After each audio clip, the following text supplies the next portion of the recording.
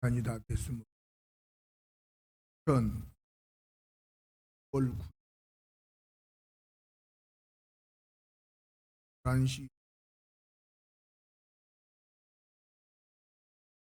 예배가 시작된 것, 성부와 성자와 성령의 이름으로 선포합니다.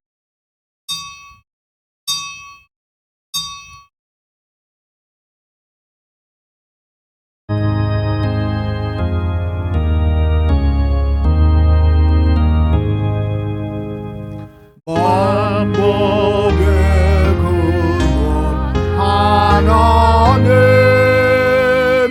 온 백성 찬송 드리고 저천사여 찬송하세.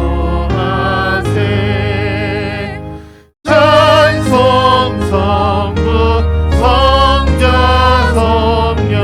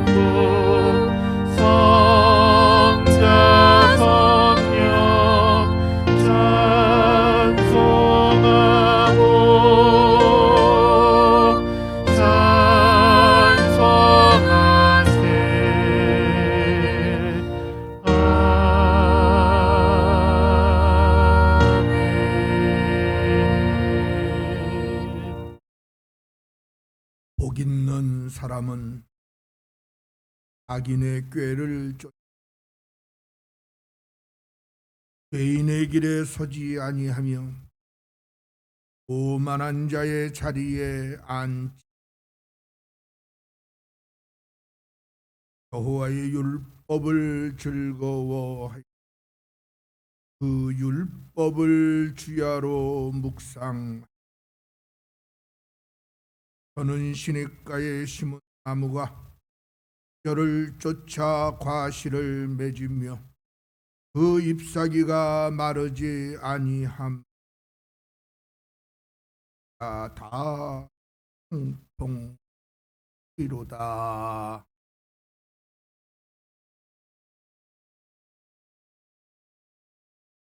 믿음의 생명의 부활로 계속의 은혜를 주셔서 믿는 자들의 구원의 길을 열으시되 우리의 영혼이 잘되는 천성길을 향한 우리의 믿음의 길을 잘 달려가도록 인도하시는 은혜를 감사합니다. 오늘도 우리 구주 예수 그리스도의 보혈의 공로 의지하여 모이게 하시고 경배의 시간을 통하여 양육함을 받는 그리스도의 형상들을 이루게 하시는 은혜로 충만, 부르심을 입은 각 심령들이 은혜를 받는 모든 일에도 예수 그리스도로 말미암아 복을 받는 은혜로 각 심령들이 새로워지는 모든 일에 하나님의 창조의 원래의 모습들로 은혜받게 하시는 하나님의 구원이 이 예배를 통하여 각 심령들 속에 이루어지게 하셔서 위로 하나님은 영광을 받으시고 아래로 모인 무리들에게는 한량없는 은혜와 복이 이 땅에서 살아가는 날 동안 하나님을 기쁘시게 하는 믿음의 삶을 사는 거룩한 무리들로 복을 받는 은혜가 오늘 주일 예배 후에 충만하게 하시고 영광 받아 주옵소서. 주 예수 그리스도의 이름으로 기원하며 기도드리옵나이다. 아멘. 다같이 찬송가 28장 복의 근원 강림하사 절과 마지막 절단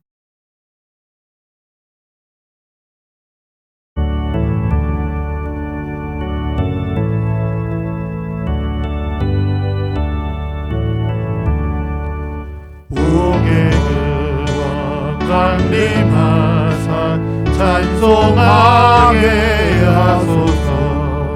한량없이 자비하심 증량할 길 없도다. 천사들의 찬송가로 나를 가르치소서. 구속하신 그 사랑을 항상 찬송합니다. 주의 귀한 은혜 받고 일생 미친 자들의 주의 은혜 사슬 되사 나를 주께 매소서. 우리 마음은 연약하여 범죄하기 쉬우니 하나님이 받으시고 천국인을 치소서.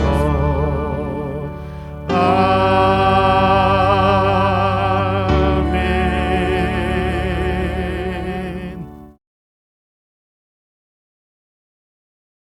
찬송가 뒷면 교동문 42번을 찾아 성시교도 드리도록 하겠습니다. 교동문 42.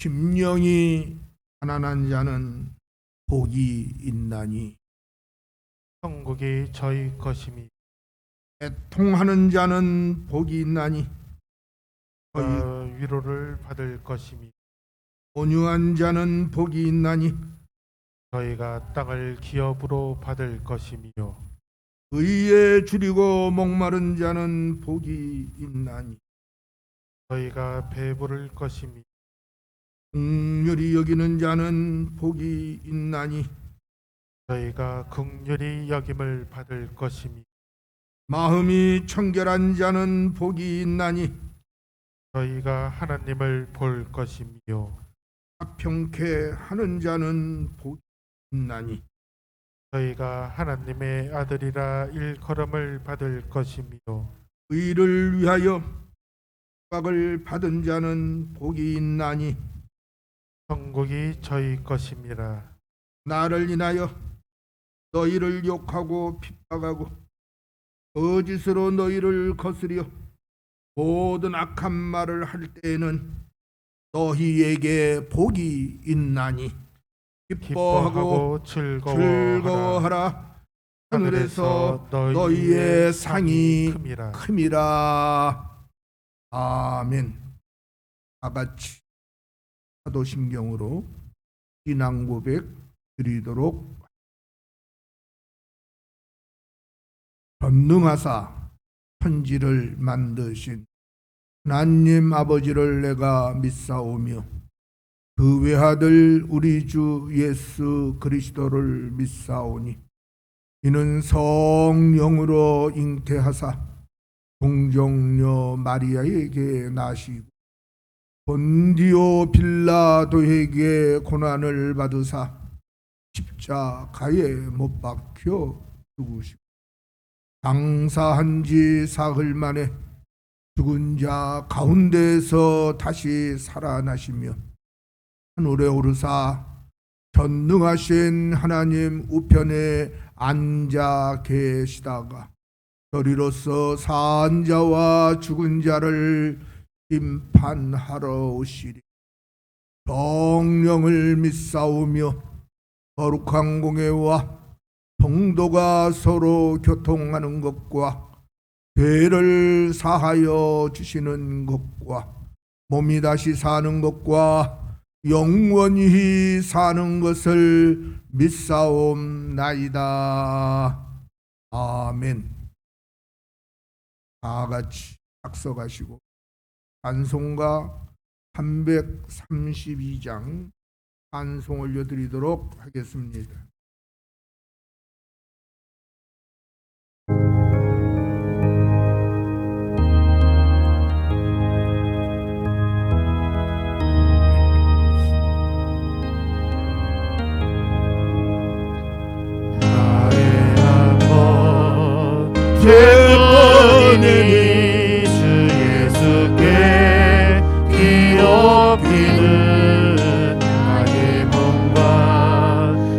나의 맘을 깨끗하게 하옵소서. 물 가지고 날 씻든지 물 가지고 태우든지 내 양과 맘 다 닦으사 내 모든 죄 멸하소서.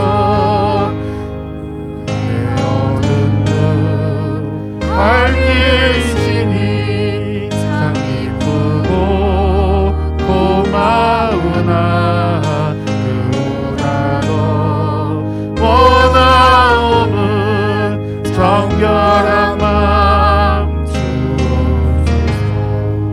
물 가지고 날 씻든지 물 가지고 태우든지 내 양과 맘 다 닦으사 내 모든 죄 멸하소서. 정결한 마음 그 속에서 신령한 빛 비치려니 이러한 맘 나 얻으면 눈까지도 밝으리라. 물 가지고 날 씻든지 물 가지고 태우든지 내 양과 맘 다 닦으사 내 모든 죄 멸하소서. 못된 행실 다 고치고 죄질 생각 다 버려도 주 앞에서 정결하고 자랑치는 못하리라.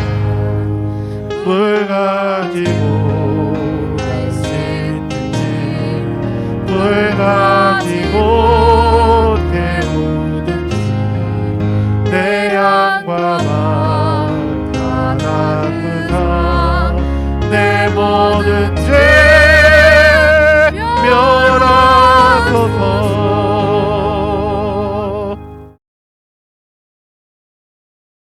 대표 올리도록 다 같이 기도드리겠습니다.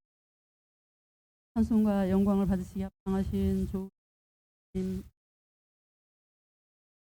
일주일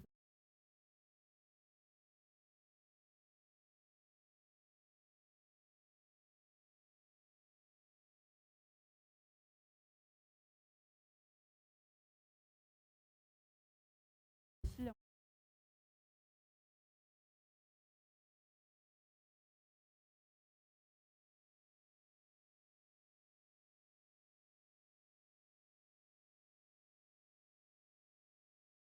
하는 분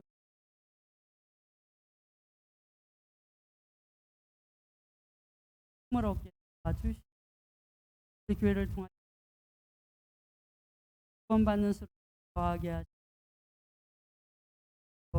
힘을 얻게 아버지 하나님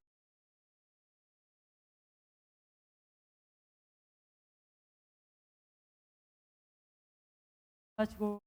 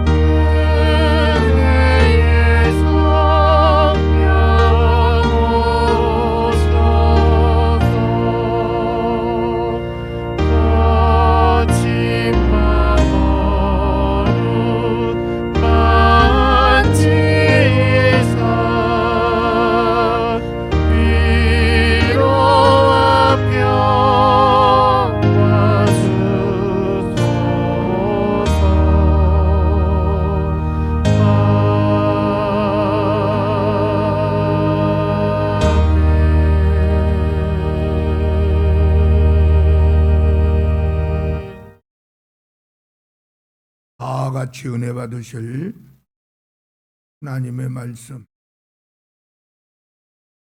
약 성경 5페이지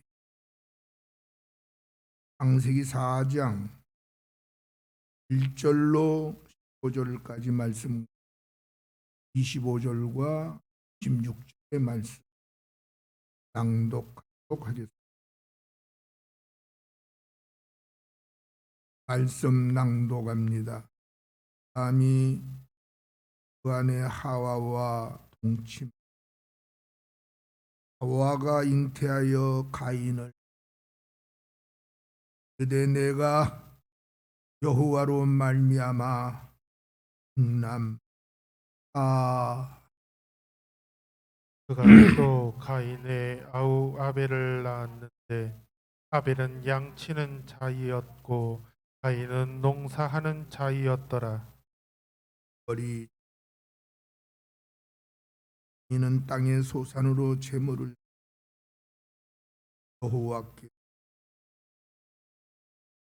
아벨은 자기도 양의 첫 새끼와 그 기름으로 드렸더니 여호와께서 아벨과 그 제물은 연납하셨으나 가인과 그 제물은 연락하지 아니 가인이 심히 분하여 안색이 변하니 여호와께서 가인에게 이르시되 내가 분하여 함은 어찌미며 안색이 변함은 어찌미뇨. 내가 선을 행하면 낯을 선을 행치 아니하면 문에 죄의 소원은 내게 있으나 너는 죄를 다스리 가인이 그 아우 아벨에게 고하니라. 그 후 그들이 들에 있을 때에 가인이 그 아우 아벨을 쳐 죽이니라. 여호와께서 가인에게 내 아우 아벨이 어디 있느냐 그가 가로되 내가 알지 못하나이다 내가 내 아우를 지키는 자니까 가라사대 내가 무엇을 하였느냐. 내 아우의 핏소리가 땅에서부터 내게 호소하느니라. 땅이 그 입을 벌려 내 손에서부터 내 아우의 피를 받았은지 내가 땅에서 저주를 받으리니 내가 밭가라도 땅이 다시는 그 효력을 내게 주지 아니할 것이요 너는 땅에서 피하며 유리하는 자가 되리라. 가인이 여호와 내 죄벌이 너무 중하여 견딜 수 없나 그래서 오늘 이 면에서 나를 쫓아내시온즉 내가 주의 낯을 배우지 못하리니 내가 땅에서 피하며 유리하는 자가 될지라. 굴은 나를 만나는 자가 나를 죽이겠나이다. 여호와께서 않다 가인을 죽이는 자는 벌을 7배나 가인에게 표를 주사 만나는 누구에게든지 힘을 면케 하시니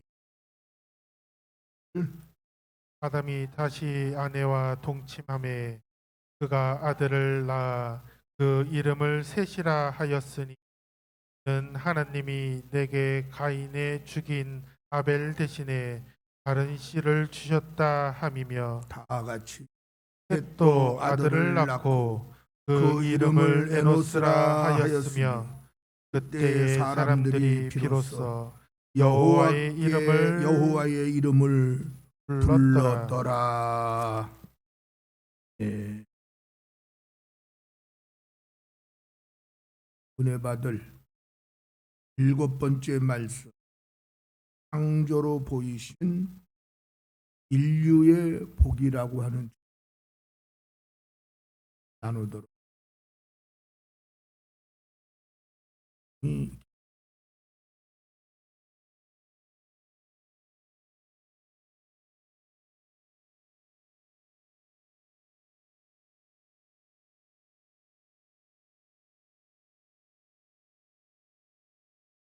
그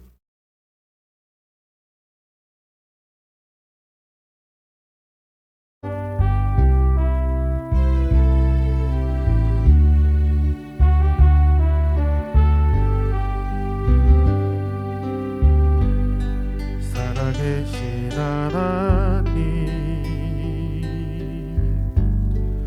역사하는 하나님, 우리 찬양 가운데 거하시는 하나님, 살아계신 하나님, 역사하는 하나님, 우리 찬양 가운데 거하시는 하나님, 손을 들어 찬양, 손뼉치며 찬양, 목소리 높여 찬양, 주를 찬양하라.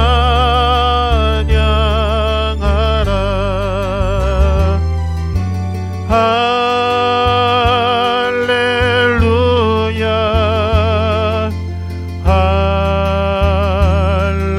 할렐루야,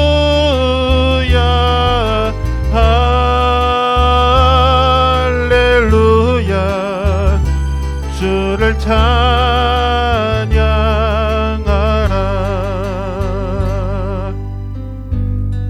살아계신 하나님, 역사하는 하나님, 우리 찬양 가운데 거하시는 하나님,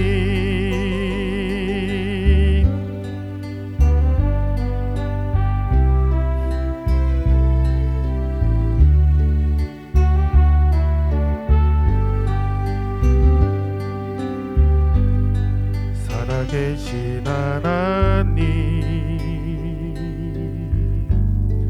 역사하는 하나님, 우리 찬양 가운데 거하시는 하나님, 살아계신 하나님, 역사하는 하나님, 우리 찬양 가운데 거하시는 하나님, 손을 들어 찬양, 손뼉치며 찬양, 목소리 높여 찬양, 주를 찬양하라.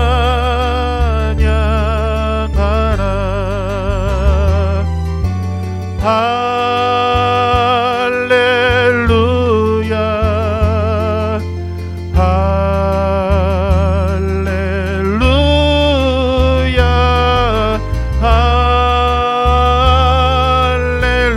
할렐루야, 주를 찬양하라.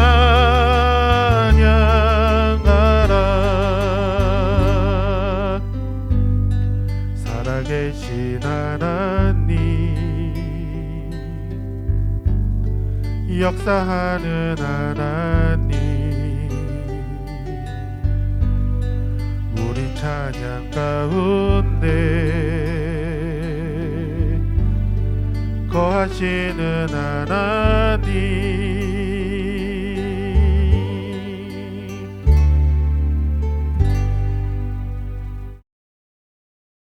아멘.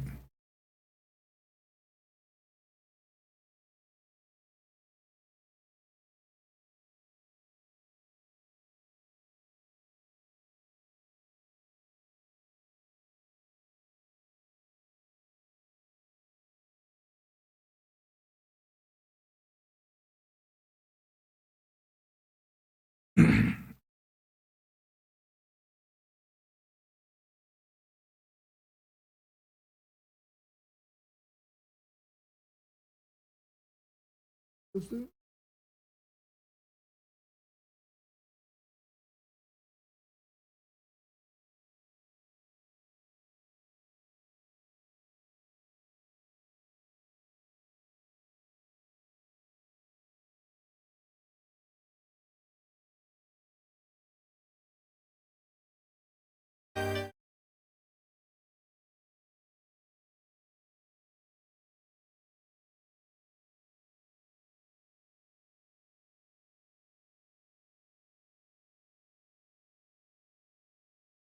지극히 작은 자 죄인 중에 괴수 무익한 날 부르셔서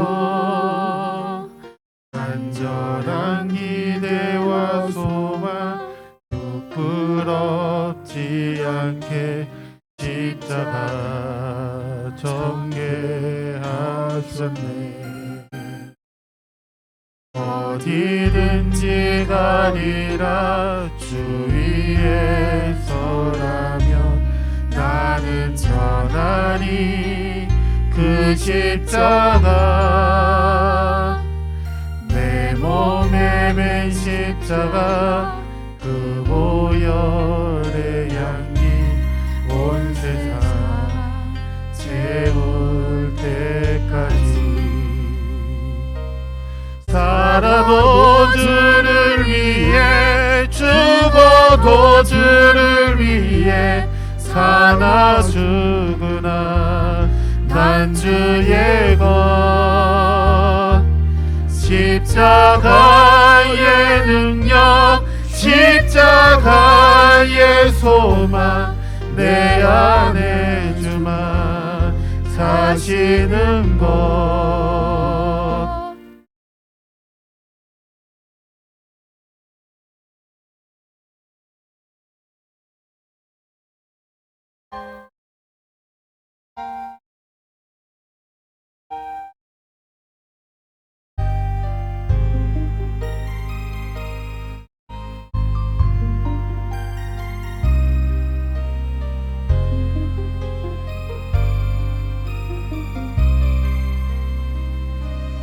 살아도 주를 위해 죽어도 주를 위해 사나 죽으나 난 주의 것 십자가의 능력 십자가의 소망 내 안에 주만 사시는 것 살아도 주를 위해 죽어도 주를 위해 사나 죽으나 난 주의 것 십자가의 능력 십자가의 소망 내 안에 주만 사시는 것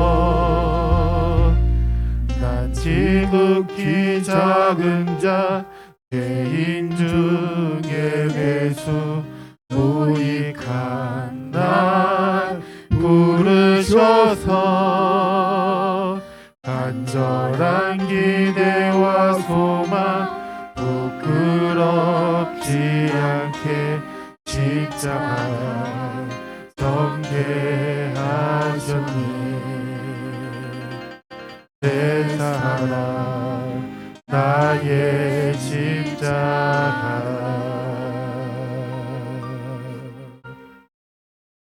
영광 받으시기에 합당하신 거룩하신 하나님 만세전에 우리를 택하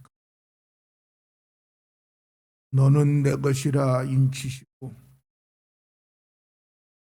주 예수 가시는 길 따라갈 수 있는 거룩한 무리들로 불러내신 은혜를 감사를 드립니다. 내가 부르지 아니하고는 내게로 올 자가 하나도 없다 말씀. 부르심을 받은 한 백성 주 예수의 이름으로 한 자리에 모였습니다. 이 모인 자리가 복 받는 자리가 되게 하시고 은혜 받는 자리가 되게 하시고 부르심의 뜻에 합당한 모습들로 인침들을 받는 시간이 되도록 신령한 은혜가 임하도록 하나님의 구원의 은혜가 각 심령들 부르심의 뜻에 합당하게 하나님의 은혜로 충만케 하여 주옵소서. 오늘도 성령이 교회들에게 주시는 하나님의 말씀으로 충만하게 하시고 마지막 때를 사는 성도들의 영적 무장들이 든든하여 천하보다 귀한 생명들이 주님의 영원한 나라에 안착하기까지 견고하고 흔들리지 않고 오직 예수로 사는 모든 일에 그 믿음이 굳건하여지는 하나님의 은혜로 충만토록 하게 하시는 성령 충만한 역사가 각 심령들을 감동하셔서 은혜의 길로 이끌어 주시고 영광을 받아 주옵소서. 특별히 오늘도 전국 각처에 주의 이름을 부르는 거룩한 교회와 주의 사자와 주의 백성들을 복주시고 빛과 소금의 역할을 감당할 수 있도록 잃어버린 위상들을 다시 찾을 수 있도록 이 땅의 교회들이 깨어 일어나게 하시고 진리와 함께 기뻐하는 모든 일에 민족 복음화를 이루는 일에 앞장설 수 있는 하나의 미랄의 역할들을 감당할 수 있도록 은혜를 나누어 주옵소서. 이민족 복음화와 아울러 이민족 자유민주주의 평화통일도 하나님의 은혜로 이 땅 위에 이루어지기를 소원합니다. 전쟁으로 통일을 이루는 것이 아니고 하나님의 은혜와 구원으로 평화적 평화통일을 이루되 남북한이 한마음 한뜻으로 평화통일을 이룰 수 있도록 역사를 주관하시는 하나님, 왕들의 마음을 움직이시는 하나님, 인생들의 마음을 움직이시는 하나님이 정권자들과 남북한의 국민들의 마음을 감동시켜 주시고 이 땅의 평화 통일이 안착될 수 있도록 이민족 평화 통일을 이루는 길로 하나님이 이 민족 위에 함께 하시고 대한민국이 하나님의 복을 받아 세계를 향하여 주 예수 그리스도를 전하는 선교지국이 되는 일에 대한민국이 복을 받게 하옵소서. 특별히 하산 하늘문교회가 소원하는 일들을 아시는 하나님, 하수꾼 사명과 사명자 양성을 위한 모든 일에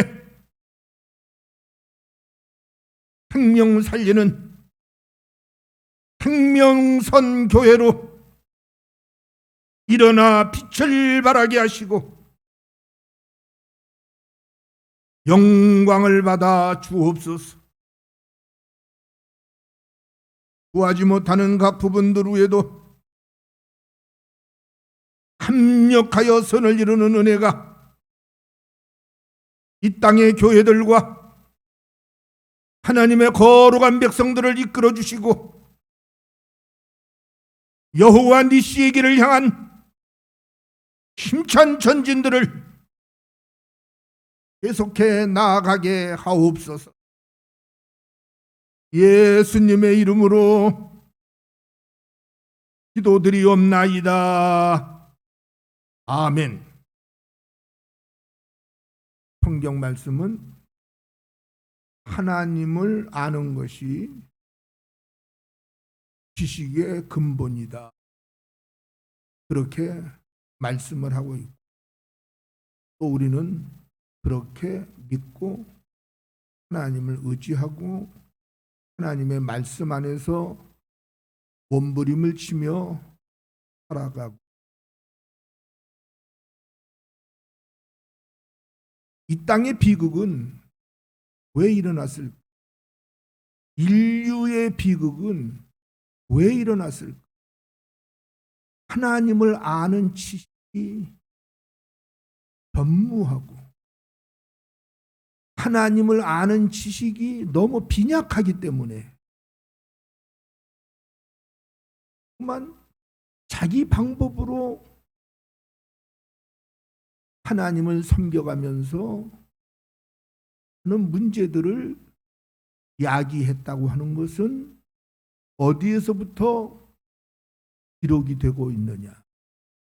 천지 창조로부터 기록이 되고 있는 것을 우리는 창세기를 보면서 알 수가 있습니다.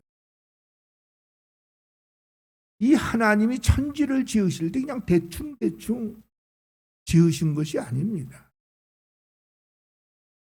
완벽하게 모든 것이 다 갖춰지도록 사람들이 살아가는 일에 부족함이 없는 그런 환경을 하나님이 최초에 지으셨다고 하는 말씀으로서 창세기는 기록을 하고, 그 좋으신 하나님을 우리는 어디서 볼 수 있는?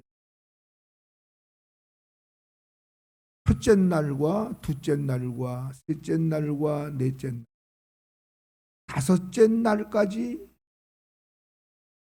만물을 창조하신 하나님 하신 말씀, 보시기에 좋았다.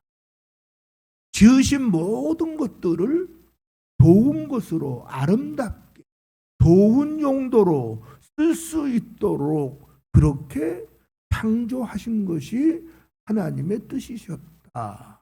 이것을 창세기는 보시기에 좋았더라 라고 기록을 합니다. 그리고 여섯째 날에 창조하신 것이 바로 인류가 된 사람들을 하나님이 창조하셨는데, 성경에 보니까 하나님의 형상을 따라, 우리 사회적 지식이 말하는 무슨 진화론을 이야기하는 것이 아니고, 하나님이 사람을 하나님의 형상으로 지으셨다, 이렇게 설명을 하십니다. 하나님의 형상은 꼭 우리와 눈, 코, 입, 무슨 팔, 다리 이것이 닮아서 하나님의 형상이냐? 아닙니다. 지정의, 그 지정의가 누구를 닮았냐? 인간들은 하나님을 닮았다. 진화론보다 더 월등한 창조론, 진화론도 학설인 것처럼 우리 창조론도 우리는 믿음의 말씀으로 받지만 일반 사람들은 그걸 그냥 어떻게 받을까요? 하나님의 창조론도 학설로 받아들이는 입장입니다. 자, 똑같은 학설이라고 가상을 해봅시다.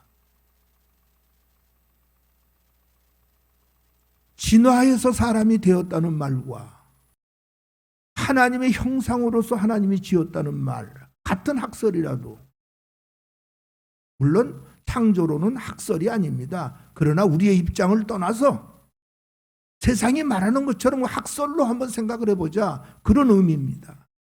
같은 학설이라도 누가 인간을 더 인간답게 설명했는가, 그리고 그것이 어떻게 현실 세계와 잘 조화를 이루고 있는가, 그걸 한번 생각을 해보면 진화론은 아설적인 학설이고 창조론은 하나님의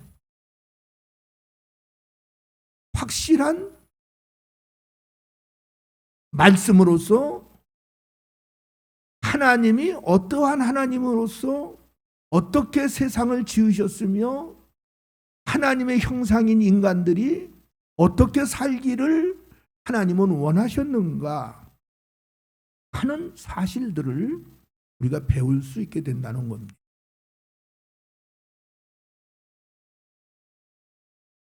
자들이 말하는 진화론이 맞는다. 지금도 계속해서 사람뿐만이 아닌 모든 것들이 다 진화를 해야 됩니다. 네, 죄송한 얘기지. 수만 년 전 여우굴은 지금도 여우굴이, 수만 년 전 까치집은 지금도 나무 위에 그대로 까치집. 진화론이 맞다면 계속해서 발전을 했어야 됩니다. 그런데 그 속에서 누구만 발전을 했느냐? 사람들만 발전을 해왔다고 하는 것은 고금의 역사를 통해서 우리들이 얼마든지 알 수 있는 사실들입니다. 왜 그러면 사람들은 창조적인 진화를 하고 살았을까? 다른 게 아닙니다. 성경이 정의하셨듯이 하나님의 형상을 따라 사람을 지으시고, 하나님은 창조의 하나님이기 때문에 우리가 인간이 누구의 형상을 닮았다고요? 하나님의 형상을 닮았기 때문에 우리 안에 인간들 속에는 창조의 역사가 계속적으로 이루어졌다는 겁니다. 토굴이 변해서 초막집이 되고, 초막집이 변하더니 기와집이 되고, 기와집이 변하더니 지금은 빌딩들이 되고, 이렇게 사람들의 사는 다양한 처소들이 계속해서 발전해 왔다고 하는 건 누구도 부인을 못합니다. 왜일까요? 바로 하나님의 형상들이기 때문에 인간 속에는 창조의 피가 흐르고 있다는 겁니다. 그래서 그 창조의 역사를 통해서 날마다 발전을 해가고 있다는 겁니다. 어디까지 발전하고 있을까요? 지금 이제 우주를 탐험하겠다고. 왜 우주를 여러분 탐험하려고 하는지 여러분 그 생각은 못 해보셨을 거예요. 이제 과학자들은 이구동성으로 말하고 있지만 지구가 사람들이 관리를 제대로 못해서 지구가 병들어가고, 이제 지구는 더 이상 사람이 살 수 있는 것을 용납하지 못하게 되었다. 이 지구가 파멸한다는 것을 세계의 과학자들이 말은 않지만 과학자들은 이미 다 알고 있고, 세계를 이끌어가는 지도자들도 이걸 다 알고 있는 겁니다. 단지 혼란이 오면 안 되니까 국민들에게만 알리지 않는 것뿐입니다. 요사이 지구에 떠있는 여러 혜성들에 대한 이야기들이 자주 일어납니다. 핵을 가지고 있는 국가들이 무슨 구상을 하고 있는지 여러분 아십니까? 지구를 향하여 날아오는 혜성들이 지구와 충돌하면 우리가 사는 지구는 사람이 살 수 없는 땅이 되기 때문에 그 혜성들이 지구로 떨어지기 전에 거기에다가 핵폭탄을 터뜨릴 계획까지도 하고 있는 것이 지금 세계를 움직이고 있는 지도자들입니다. 우리들만 모르고 사는 겁니다. 과학자들은 현재 뭐라고 말하고 있습니까?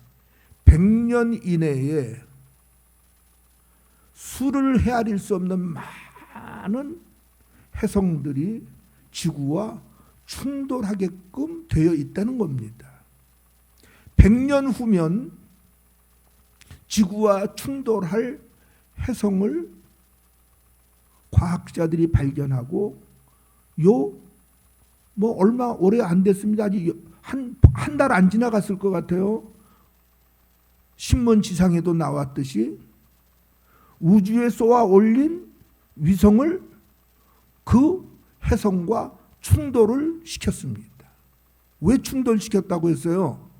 그 해성의 위치를 바꿔서 지구와 충돌하지 않고 지나갈 수 있도록 그런 궤도 변경을 해보기 위해서 충돌을 시켰다고. 그건 제 얘기가 아닙니다. 신문에 난 이야기입니다. 신문에 난 이야기. 아직 발표는 안 났어요. 왜? 그 해성의 크기와 위성의 크기가 비교가 안 될 만큼 너무 차이가 많이 나요. 그래서 그 위성의 그 힘이 과연 그 해성의 위치를 궤도를 바꿔놓을 수 있을 정도의 그런 충돌로서 영향을 줬겠느냐 안 줬겠느냐, 아직 그걸 발표를 못하고 있어요. 제가 이런 말을 하는 것은 지금 우리가 이런 시대 상황 속에서 살고 있기 때문에 우리 그리스도인들은 정신을 차리고 살아야 된다, 이런 것을 여러분들에게 알리려고 자꾸만 제가 이런 말을 여러분들에게 드리는 겁니다. 뭐 어떤 사람들이 말하는 것들은 무슨 종말론자이고 뭐 지구의 마지막이 온다, 뭐 이런 위기 상황을 가지고 사람들을 그냥 혼란에 빠뜨리려고 하는 것이 아니라, 이런 어려운 상황이 올 때 우리는 어떻게 이것을 피해 나갈 수 있는가, 이걸 누가 알려줬어요? 하나님이. 어디에다가? 성경에다가 알려줬어요. 그래서 우리가 이 마지막 때를 피해 나갈 수 있는 그런 신앙생활들을 해야 되겠다고 하는 차원 속에서 제가 자주 현재 상황에 대한 말들을 여러분들에게 자주 말씀을 드립니다. 자, 오늘은 창조론 속에서 하나님이 우리를 복 주시되 어떤 복을 주셨느냐? 가정의 복을 주셨고 부부 인연의 복을 주셨다. 내가 오늘 어떤 사람들을 위해서 이 말을 준비한 거 아닙니다. 그동안 우리가 창조론에 대해서 6번째 말씀을 하고 7번째 말씀이 오늘 이 말씀이기 때문에 전하는 것뿐이지, 행여라도 결혼하시는 분들이 목사님이 우리를 위해서 이런 말씀을 준비하셨나? 이렇게 생각하면 오산입니다. 아닙니다. 항상 우리는 무슨 말을 듣든지 말을 들을 때에 내게 맞추려고 하지 말고 전체적인 상황들을 보면서, 그리고 하나님의 말씀이 무엇을 말하는지를 그걸 바로 깨달아야 우리가 예수 믿는 믿음 생활 속에서 우리의 믿음이 혼동을 일으키지 않고 우리의 갈 길을 바로 갈 수 있고 끝까지 믿음을 지킬 수 있고, 성경이 예언한 것은 무엇입니까? 마지막 때 종말을 성경은 말했습니다. 그걸 뭐라고 말했습니까? 심판이 있을 것을 성경은 말씀을 했습니다. 과거에 우리가 이런 말을 하면 세상 사람들이 우리를 비웃었습니다. 저 미친 것들, 무슨 종말이 와, 미친 것들 같으니라고. 저것들 참 한심해, 불쌍해. 우리 예수 믿는 사람들 그렇게 매도했습니다. 그런데 놀랍게도 이제는 우리가 먼저 말하는 것이 아니라 세상이 이제는 먼저 지구의 종말에 관하여 말하고 있다고 하는 놀라운 사실입니다. 역전이 되어버렸습니다. 근데 또 역전이 생겼습니다. 무슨 역전이 생겼습니까? 알아야 될 사람들은 계속해서 주무시고 계신다는 겁니다. 무슨 말입니까? 영적 잠에서 깨어나지 못하고 이제 세상도 끝이 오고 있다고 하는 것을 말하는데, 성경에 이미 예언하였던 종말에 관한 이야기에 대하여 이런 이야기를 하면, 이런 말씀을 올려드리면 그리스도인들의 받아들이는 자세가 어떤가?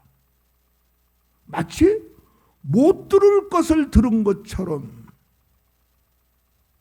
반대 방향으로 가고 있는, 예전의 세상이 우리를 미친 것들이라고 말했던 것처럼 지금 그리스도인들은 정신을 차리지 못하고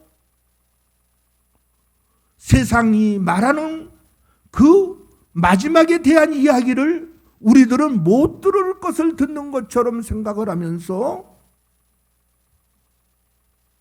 준비를 하지 않고 살아가고 있는 것이 현대의 교회들의 모습이라고 하는 것. 이걸 보면서 마음이 안타깝고 조급하고. 왜? 교회는 생명 살리기 위하여 있는 곳이지, 제가 항상 여러분들에게 말씀드리지만 잘 먹고 잘 살고 호의호식하고 내가 스타가 되고 이런 것들을 위하여 우리가 예수 믿는 것 아니라는 것, 제가 수없이 여러분들에게 말씀을 드립니다. 왜? 이게 성경의 가르침이기 때문에. 예수님은 우리의 생명을 천하보다 귀한 것이라고 그 값어치를 그렇게 설명합니다. 어디보다 더, 무엇보다 더 귀하다? 천하보다도 더 귀한 것이 너희의 생명이다. 예수가 이 땅에 오시고 왜 예수를 믿어야 하는가? 천하보다 귀한 생명이 마지막 심판에 들어가지 않고 하나님의 은혜의 역사를 통해서 하나님의 준비하시는 하나님의 영원한 나라에 들어가야 되기 때문에, 그래서 우리를 예수 믿게 했다고 하는 것이 성경의 가르침들입니다. 제가 이런 소리를 하면요, 저 목사님 좀 머리가 이상한 목사 같아, 좀 정신병원에 보내야 될 것 같아, 이런 말 하는 사람들이 있을지 모릅니다. 왜? 못 듣던 이야기거든요. 논리적으로 이치적으로 생각해 보면 가당치도 않게, 자기들 귀에는 가당치도 않게 들리거든요. 놀랍게도 세상 마지막 때에 큰 전쟁이 있을 것을 누가 우리에게 알려주셨습니까? 하나님이. 무엇을 통해서 알려주셨습니까? 성경을 통해서 알려주셨습니다. 이걸 일명 아마겟돈 전쟁이라고, 성경은 그 이름까지도 아마겟돈이라는 이름으로 명명을 했습니다. 그때 지구의 3분의 1의 사람이 다 죽을 것이다. 이유는 왜 그래요? 전쟁의 포화 속에서 그 무시무시한 무기들이 사람들을 살상하는데, 이건 상상할 수 없는 방법으로 사람들을 살상하는데, 성경은 마지막 때의 무기까지도 성경에 기록을 했다 안 했다? 기록을 했습니다. 그래서 하나님입니다. 그래서 우리는 하나님의 말씀을 신뢰해야 됩니다. 그분이 창조주가 아니라면 미래에 있을 일을 그분이 알았을까 몰랐을까? 몰랐을 겁니다. 그분은 창조주이셨기 때문에, 그 창조주가 되시는 그분은 미래에 있을 일을 이미 알고 계셨던 겁니다. 종말에 무슨 일이 있을 것인가? 무시무시한 무기들이 개발이 될 것이고 그 무시무시한 무기들이 사람을 죽일 것을 이미 알고 성경에 기록을 해놓았는데 우리가 성경에서 계시록을 보면서 거기서 깜짝 놀랄 만한 일들, 심지어 비행기까지도 다 기록이 되어 있는 거. 그 시대에 비행기가 뭔지를 알았겠어요? 수천 년 전에. 그 말씀대로 지금 이루어지고, 핵폭탄도 그 시대의 핵폭탄이 무엇인지를 누가 인간들이 알았겠어요?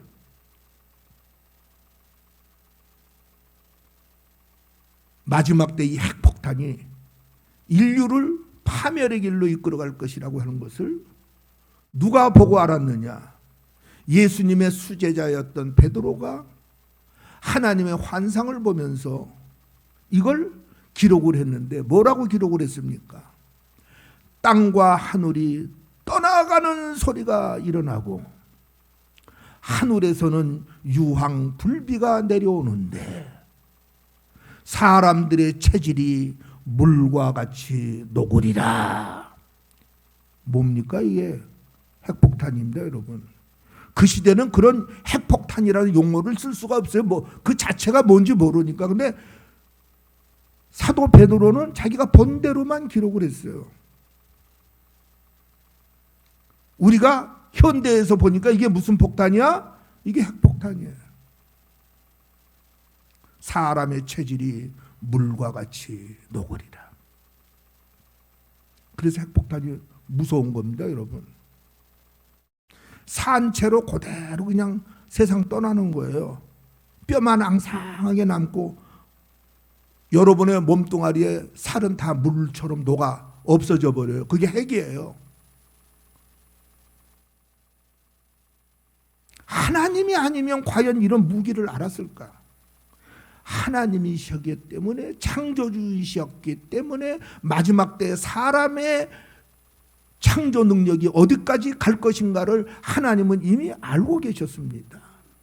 그걸 성경에 기록을 했는데 이런 것을 성경이 기록을 했어도 이런 엄청난 말씀을 받은 사람들의 태도는 어때요? 마치 못 들을 말을 들은 것처럼. 이런 시대 속에서 지금 저와 여러분이 살아가고 있습니다. 제가 오늘 무슨 종말에 대한 이야기를 하려고 한 게 아니에요. 이 이야기를 이렇게 길게 꺼내는 이유는 하나님이 인류에게 복을 주셨는데 가정에 복을 주셨고 부부에 복을 주셨다. 이걸 설명하기 위해서 지금 이렇게 긴 이야기들을 설명을 하고 있는 겁니다.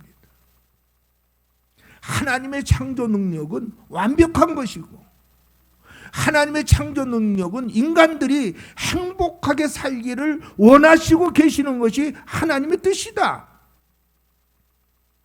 가정 속에서 부부란 무엇이냐?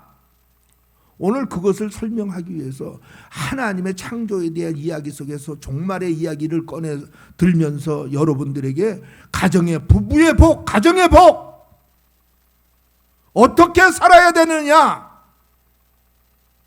하는 문제들을 이제 본론적인 말씀으로 증거하도록 하겠습니다.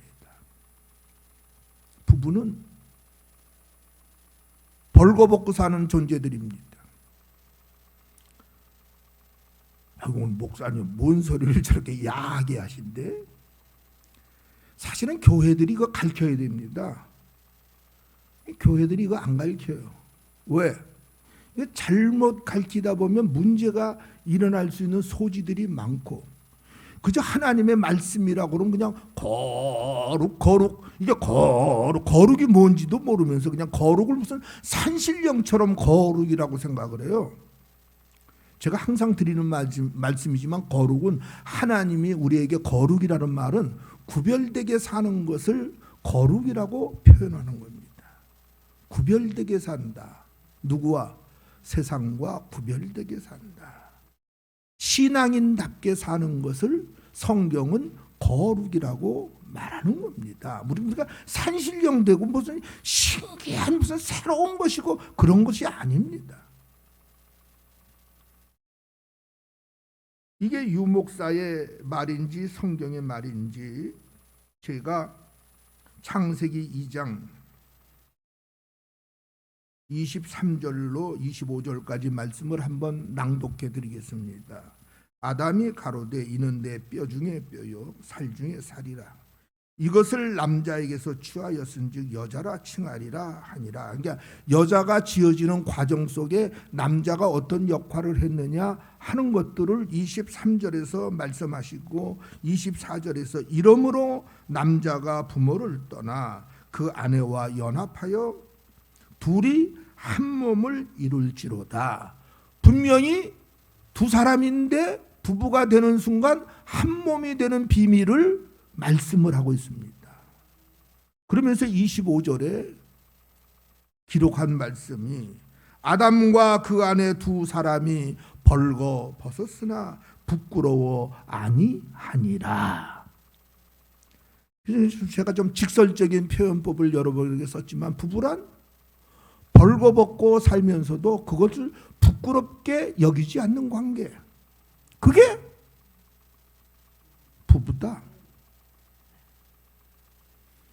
두 사람이지만 하나가 되어서 살 수 있는 관계, 그게 바로 부부라는 관계고, 그런 부부 관계 속에서 가정이 탄생이 되고 그 가정 속에서 자손들이 태어나게 되고 번성하고 번창하게 되어가는 과정을 이제 여러분들에게 제가 설명을 해드리려고 하는 겁니다.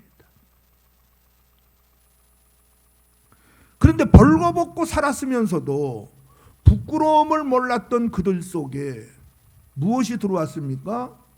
죄가 들어오면서 사람들이 죄에게 졌습니다. 그리고 그 죄는 계속해서 후세대 사람들에게 전승이 되기를 시작하고 사람들은 하나님의 방법을 따르는 것보다는 자꾸만 사람의 방법을 따르고 사람의 방법으로 살아가는 것을 더 좋아했다고 하는 사실들입니다.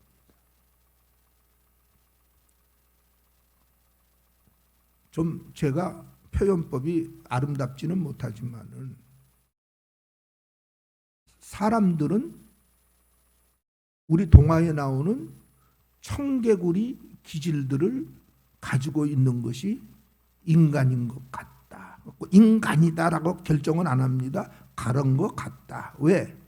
살 길을 계속해서 성경이 말하는데 자꾸만 죽을 길을 파고 들어가는 거예요. 그럼 살 길을 얘기하는 것은 아예 귀를 막고 안 들으려고 그래요.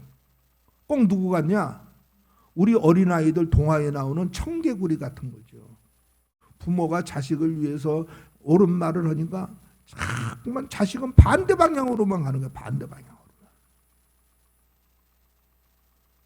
청개구리 엄마가 죽어가면서 생각하기를 얘는 내가 말하면 반대 방향으로 가니까 내가 죽거든.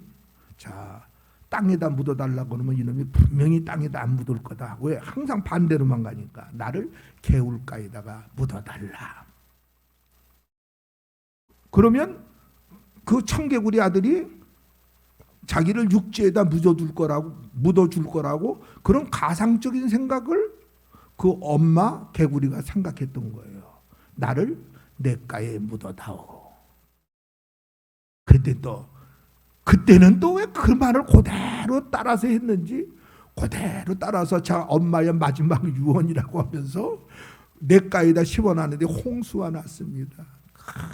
물이 떠날려 오는데 이제 물이 막 범람을 하는데 자기 어머니 묘가 어떻게 될까 떠내려갈 게 생겼거든요. 그러니까 개골 그러면서 청개구리들이 막 울기 시작했다. 우리 어머니 묘가 떠내려간다. 우리 어머니 묘가 떠내려간다. 그걸 개골 그랬다는 거예요. 물론 동화 이야기입니다. 이 무엇을 이야기한 거예요? 인간들이 가지고 있는 속성들 중에는 바른 말을 받아들이지 않고 자꾸만 옆길로 곁길로 잘못된 길로 가는 것을 더 좋아하는 것이 인간이 가지고 있는 하나의 모순 속에 들어있는 그런 모습들을 청개구리의 모양으로 이야기를 한 것을 동화에서 우리는 볼 수가 있습니다.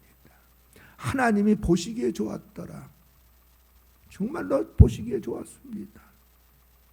벌거벗고 살았어도 그것이 부끄럽지 않았습니다. 자연스럽게 살았습니다.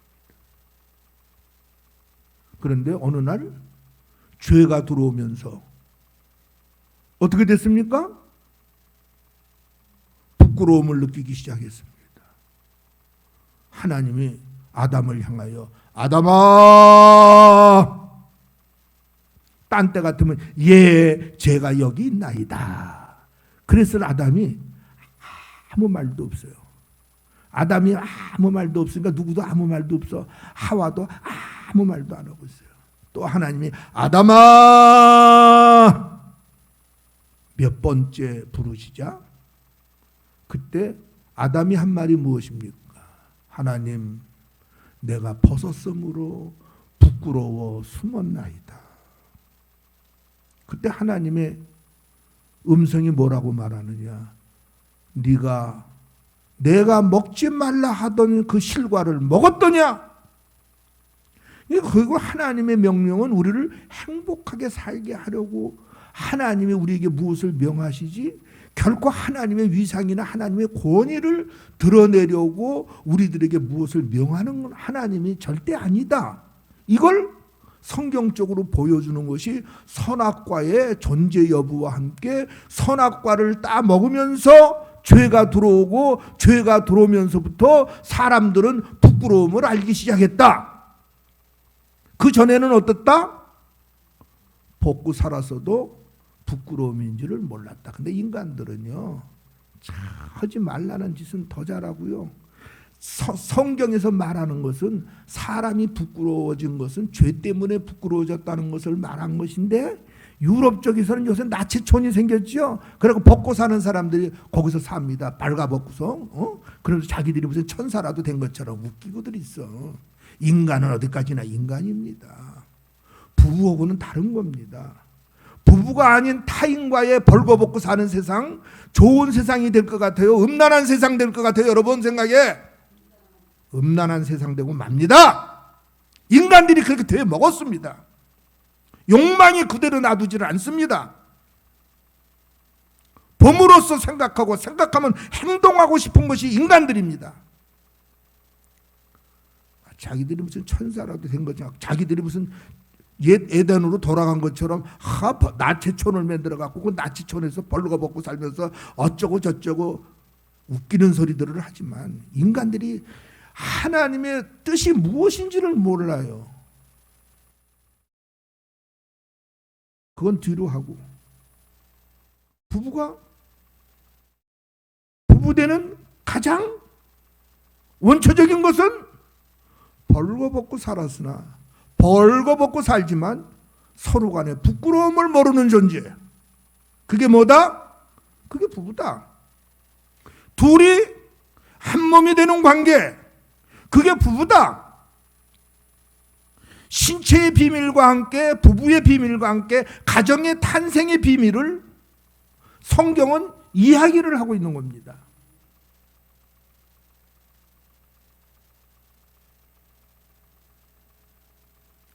다시 이제 사람의 인체를 생물학적으로 한번 얘기를 해보려고 합니다.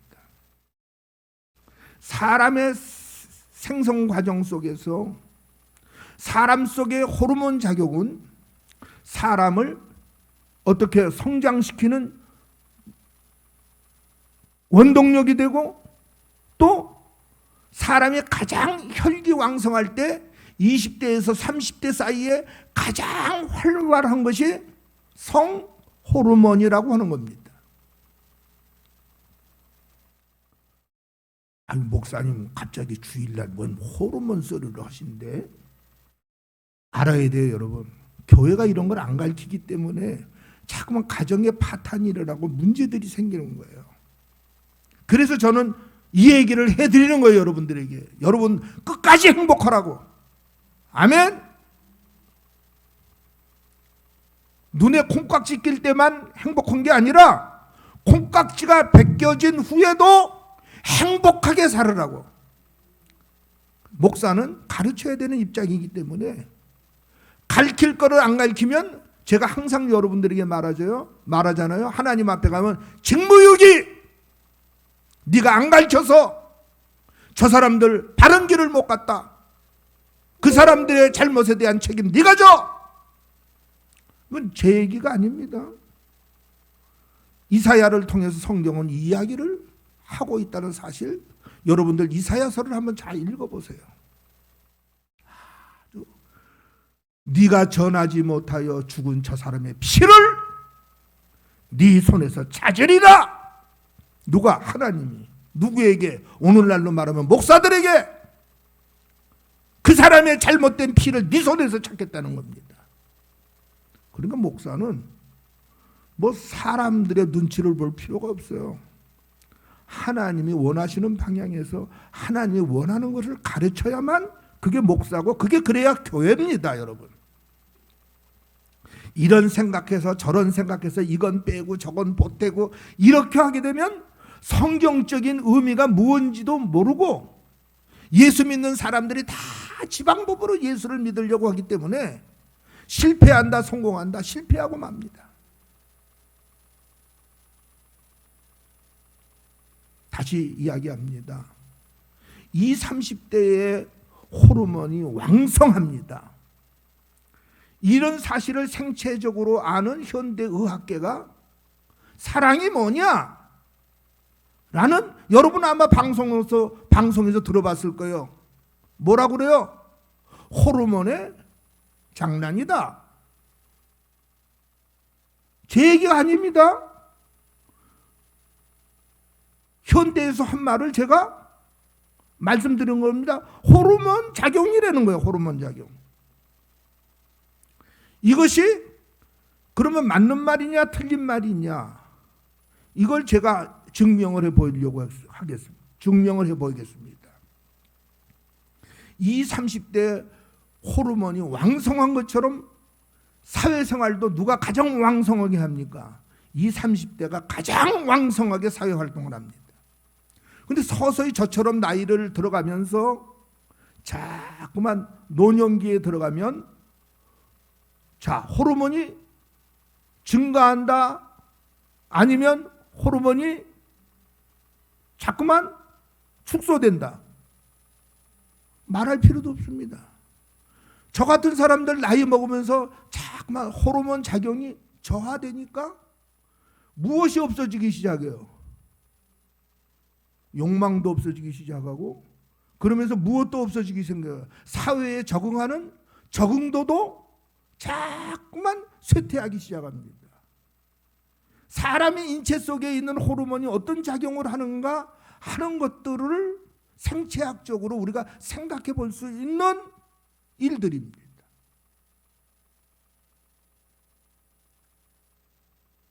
부부가 한 몸이 되어 살 때 경험해 보지 못한 일들을 경험하게 됩니다.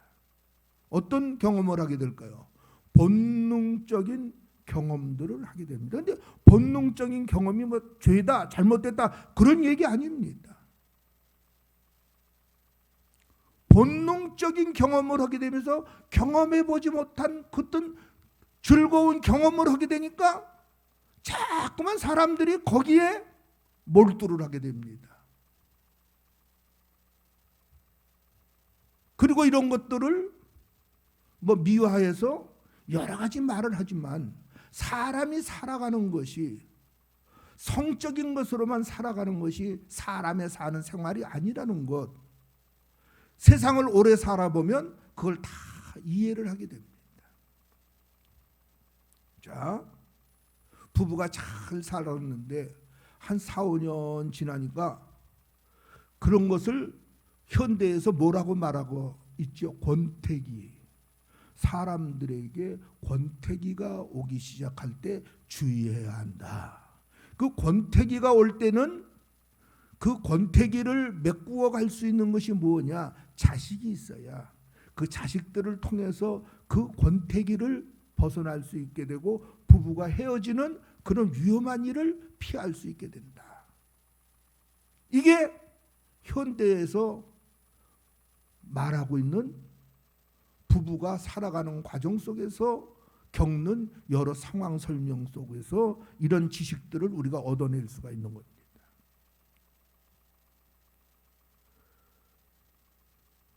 저 여기 전부 다 자식을 둔 부모들은 이제 제 얘기가 이해가 될 거예요. 처음에는 그냥 죽기 살기로 그냥 사랑이란 목숨을 걸고도 하는 것이야. 그런데 그렇게 살았던 사람들이 어느 날 이혼하는 사람들이 있어요, 없어요? 있어요. 왜 이혼할까? 이게 서서히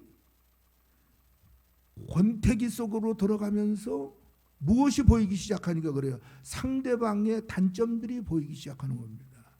성적인 관계가 아닌 이제 이성적인 관계 안에서 지성적인 논리를 생각하면서 예전에 보지 못했던 부분들을 상대방 속에서 보면서 자꾸만 실망감을 느끼게 되는 거죠. 그러면서 그 권태기가 길어지면 어떤 결과가 오느냐? 결국은 서로 죽기 살기로 사랑했던 사람들이지만 헤어지는 슬픈 일들이 생겨나게 되는 겁니다.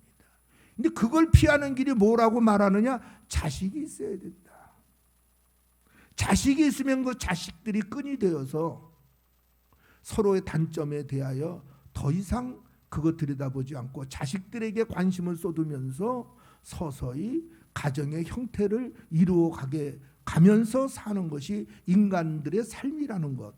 오늘 성경을 보니까 오늘 여기서 아담과 하와도 첫 자식들을 낳았는데 누구를 낳았어요? 가인과 아벨을 낳았습니다. 근데 가인이 해서는 안 될 무서운 죄를 지었습니다. 동생을 죽이는 그런 살인극을 벌리는 인간 최초의 살인이 가인이라고 하는 인물을 통해서 이루어지게 됩니다. 그러고 나서 마지막 절을 보니까 우리가 25절, 26절을 읽었는데 하나님이 아담과 하와에게 아벨을 대신해서 누구를 줬다고 말하고 있습니까? 셋이라고 하는 자식을 주셨다. 이것이 우리가 읽은 4장 25절부터 말씀 속에 26절에 셋도 아들을 낳고 그 이름을 에노스라 하였으며 그때 사람들이 비로소 여호와의 이름을 불렀더라.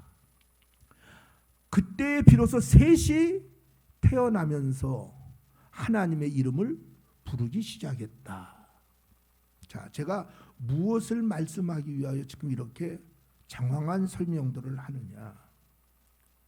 벌거벗고 살아도 부끄럽지 않은 그 사람이 부부관계인데 그들에게 문제가 일어나는 때가 언제냐? 죄가 들어오게 되면 문제가 발생이 되게 된다. 죄가 뭐냐? 그 두 사람 외에 금하신 다른 관계, 이런 것들은 두 사람이 다 용납을 못합니다. 여자도 용납을 못하고 남자도 용납을 못합니다. 누가 먼저였든지 간에 그런 과실이 보여지게 되면 그때부터 용납을 못하게 되는 상황으로 들어가는데 그걸 우리가 부부 속의 죄라고 생각을 해도 무방합니다. 이런 것들이 벌거벗고 살아도 부끄럽지 않은 삶을 살 수 있었던 그들에게, 행복하게 살 수 있었던 그들에게 금지된 상황으로 들어가면서 죄가 들어와 결국 부부관계를 해치게 되고 사람은 원하지 않게 행복을 추구하던 사람들이 불행한 관계 속으로 자꾸만 들어가게 된다는 것.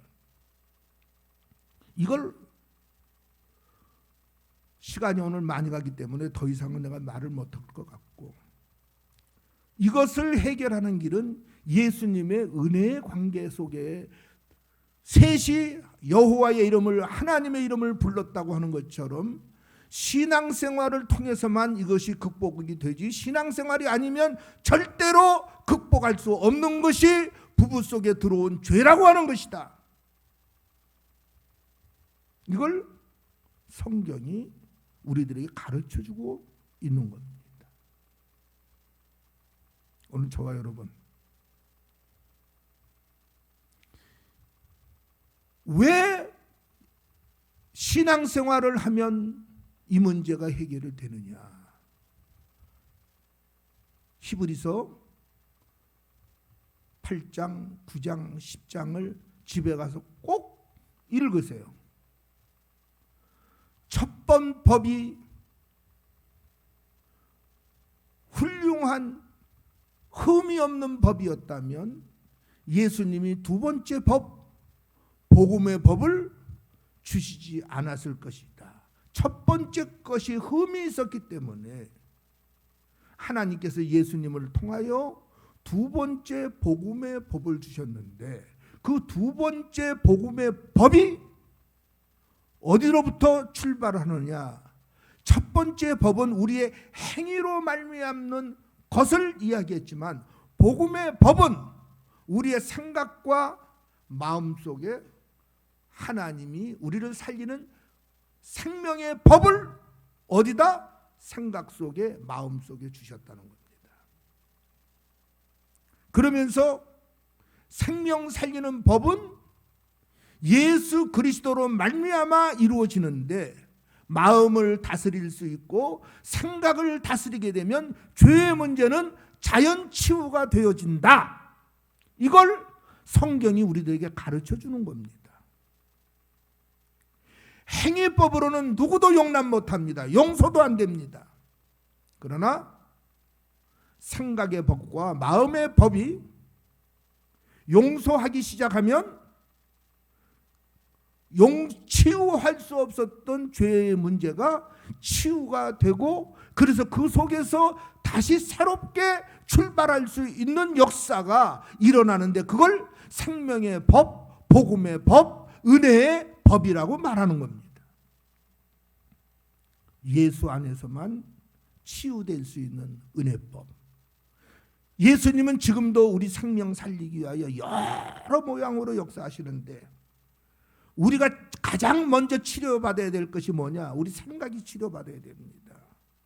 무엇이 치료받아야 되느냐? 우리의 마음이 치료를 받아야 됩니다. 잘못된 생각과 잘못된 마음이 예수님의 마음으로 치료가 되지 않는 한은 정상적으로 돌아갈 수가 없습니다.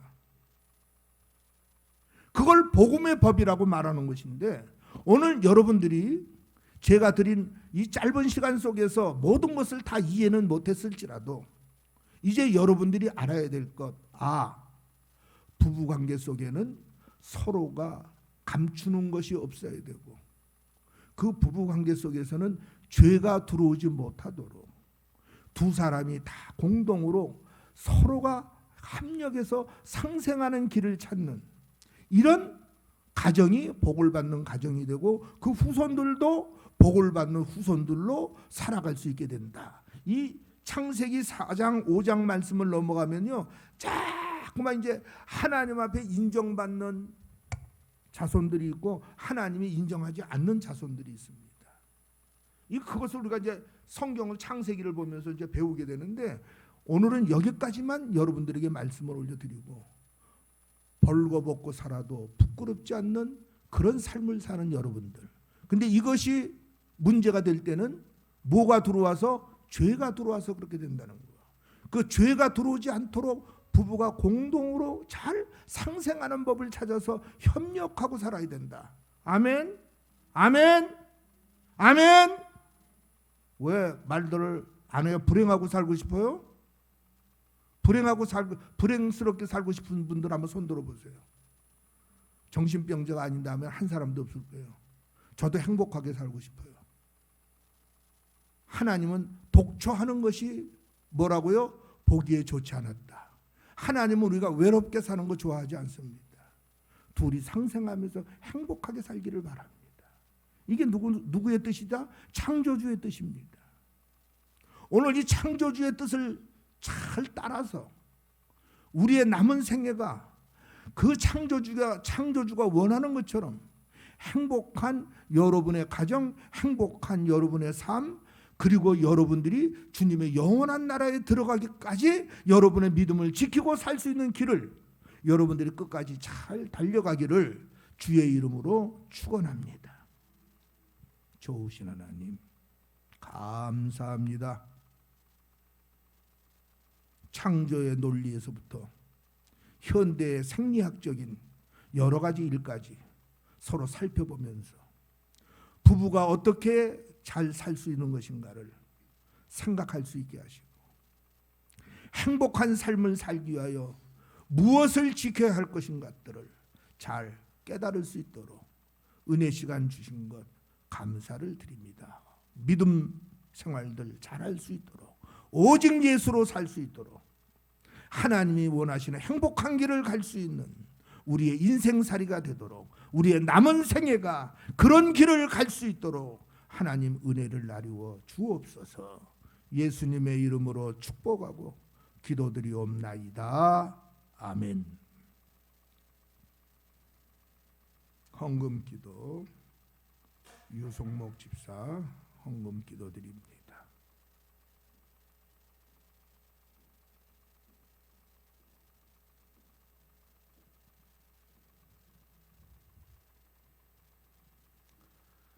하나님 아버지, 이번 주도 아버지 하나님 주일 오전 예배 시간에 모여서 아버지 하나님 말씀을 들을 수 있게 하여 주시니 감사합니다.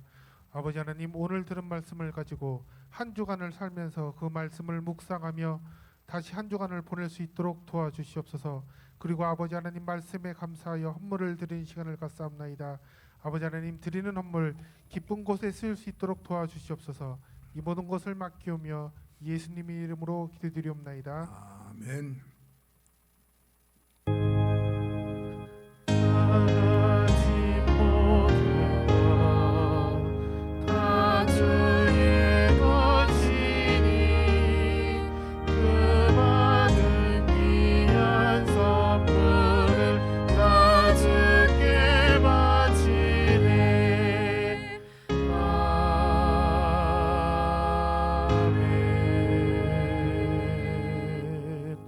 좋으신 하나님 은혜를 감사합니다.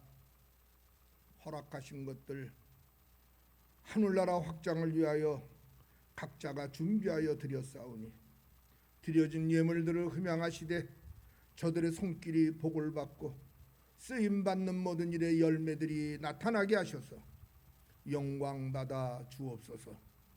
주 예수 그리스도의 이름으로 축복하노니 머리 되어도 꼴이 되지 않고 위에 있어도 밑에 있지 않으며 구워져도 꾸임받지 않되 생명 살리는 모든 일에 샘물에 마르지 아니함 같은 환경권의 복이 늘 그 범사후의 활동 속에 충만하여 질지어다. 주 예수 그리스도의 이름으로 축복하노라. 아멘.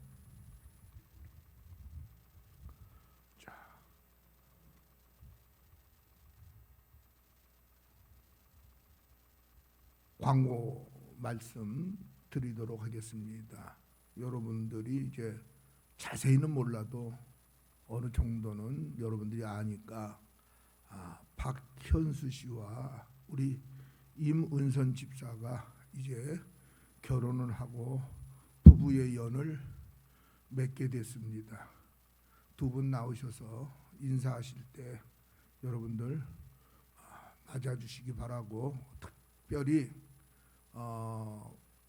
두 분이 요 아래에 있는 식당에서 우리 예배가 끝난 후 점심 식사를 대접한다고 합니다. 한 분도 가지 마시고 다 그 식사 자리에 참석해서 축하하고 축복해 주시기 바랍니다.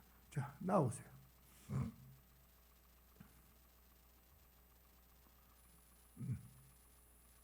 서서 인사하시고 제가 덧붙여서 한 가지 말씀을 드릴게요. 박현수 씨 보기 전에는 제가 사실 걱정을 많이 했어요. 솔직하게 말해서 걱정을 많이 했어요. 근데 오늘 처음 저하고 만나서 인사를 하는 과정 속에서 보니까 걱정 안 해도 되겠다 하는 생각이 들더라고. 그냥 사람의 뭐 첫인상이 꼭 다 맞는 것은 아니지만은 예수님이 나다나엘을 볼 때에 뭐라고 예수님이 말씀하시느냐? 참 이스라엘인을 내가 보았다. 왜? 속에 간사가 없고 거짓이 없는 사람이다. 누가? 예수님이 누구를 향해서? 나다나엘을 향하여서. 물론 그분은 모든 것을 보시기 때문에 그렇게 말씀하셨지만은 사람의 그 모습 속에서 어느 정도는 나타나게끔 되는 겁니다. 아니 보니까 참 제가 볼 때 걱정은 안 해도 되겠다고 하는 것은 굉장히 겉모습으로 볼 때는 사람이 온화하고 그 뭐라고 그럴까 좀 친근감이 가는 그런 스타일이에요. 여러분들 저는 그렇게 받아들였는데 여러분들은 어땠는지 모르겠어요. 하여튼 자 인사드리겠습니다. 자 우리 두 분 축하해 주시면 고맙겠습니다.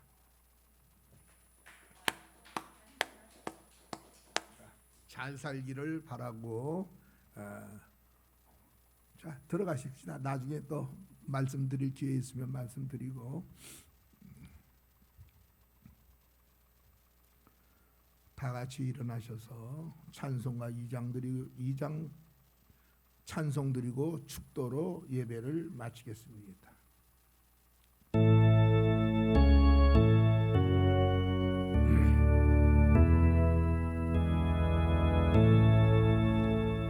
성부 성자 성령께 찬송과 영광 돌려보내세 대초로 지금까지 또 영원 무궁토록 성삼위께 영광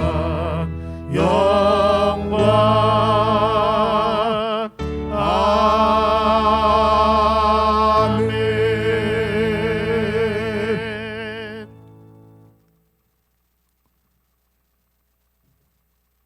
지금은 우리를 위하여 독생 성자라도 아끼지 아니하신 하나님 아버지의 만극하신 사랑하심과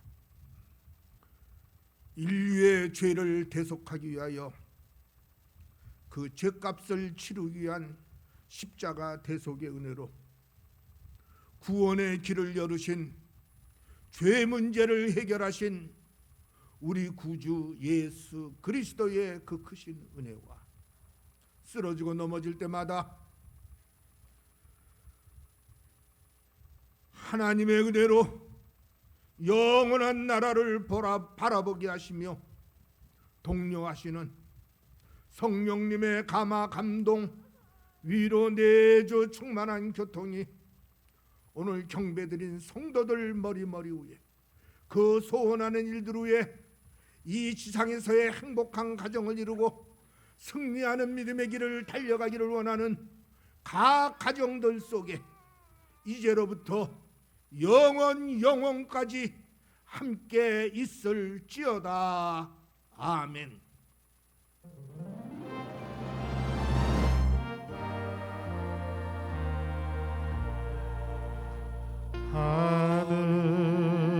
하늘에 계신 아버지 이름 거룩하사 주님 나라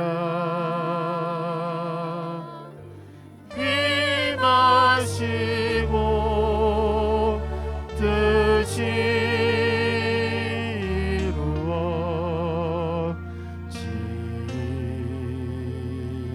이루어지리라.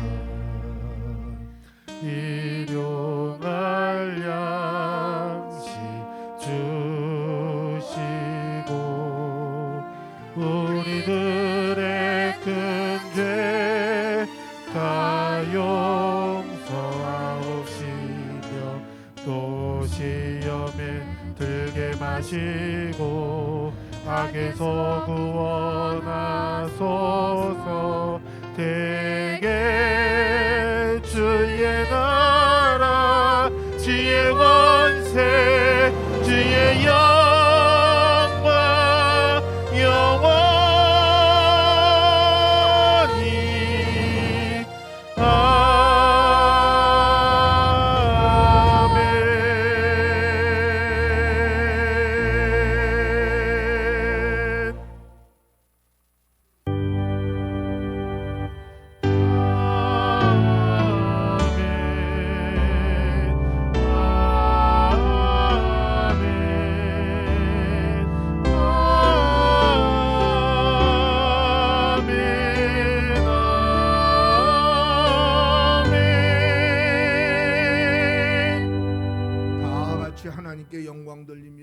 좋은 일이 일어납니다.